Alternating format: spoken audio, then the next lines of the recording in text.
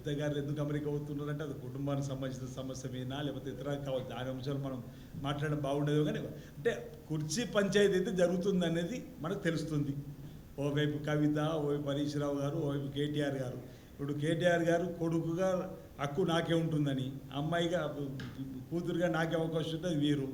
నేను పార్టీకి అండదండలు అందించినప్పుడు నాకే రావాలని ఆయన ఇప్పుడు ఆ రోజు వైఎస్ రాజశేఖర గారు బ్రతుకుంటే అనుకున్న ముచ్చట వైఎస్ రాజశేఖర గారితో కలిసిన మాట, ఒకవేళ వారు ఉంటే ఆ రోజు పార్టీ చీల్చేవాడు అనేటువంటి మాట కూడా ఆ రోజు ఎవరెవరు ఎమ్మెల్యేలు కలిసినది కూడా ఆ రోజు తేటతెలు అయిన దాని తర్వాతనే కదా ప్రగతి భవన్కు కాస్త దూరం, బహుశా 1.5 year అనుకుంటా, 1.5 year అనుకుంటా. అప్పుడు ప్రగతి భవన్ దూరం అయిన తర్వాత మళ్ళీ ఎందుకు దూరం దగ్గర తీసిన సందర్భం, దగ్గరున్నా దూరం పెట్టినట్టు సందర్భాలు మనకు కనిపిస్తూ ఉన్నాయి. దగ్గర ఉన్నా దూరంగా పెట్టినట్టుగా చూస్తున్నటువంటివి ఇవన్నీ కూడా ప్రజలు గమనిస్తారు. ప్రజలు సరైన రీతిలో సరైన సమయం సమాధానం ఇస్తారని చెప్పి బాగుంది.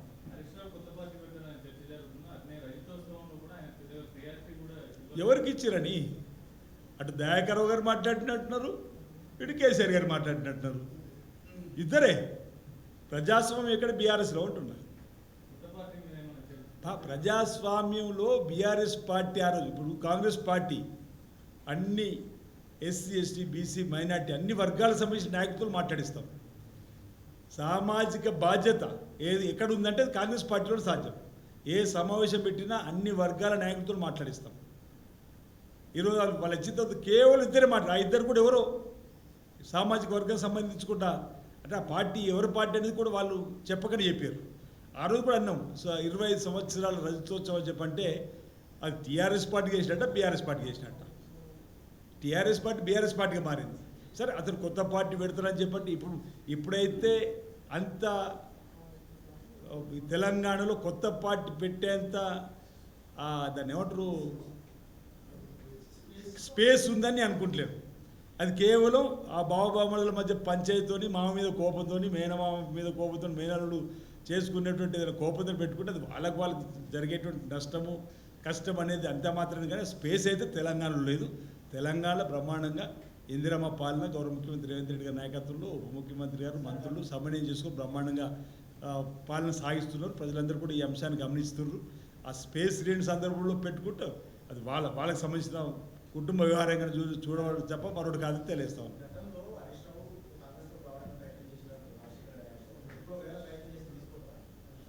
ఇక అధిష్టాన వర్గం ఆలోచిస్తుంది. ఒకవేళ వాళ్ళ అవసరాన్ని బట్టి గౌరవ ముఖ్యమంత్రి రేవంత్ రెడ్డి గారు, గౌరవ పార్టీ అధ్యక్షుడు మల్లికార్జున ఖార్గే గారు ఆ అంశంలో పార్టీ స్పందించాలి. మా బీసీ అధ్యక్షుడు మహేష్ కుమార్ గౌడ్ గారు ఉన్నారు, మల్లికార్జున ఖార్గే గారు ఉన్నారు.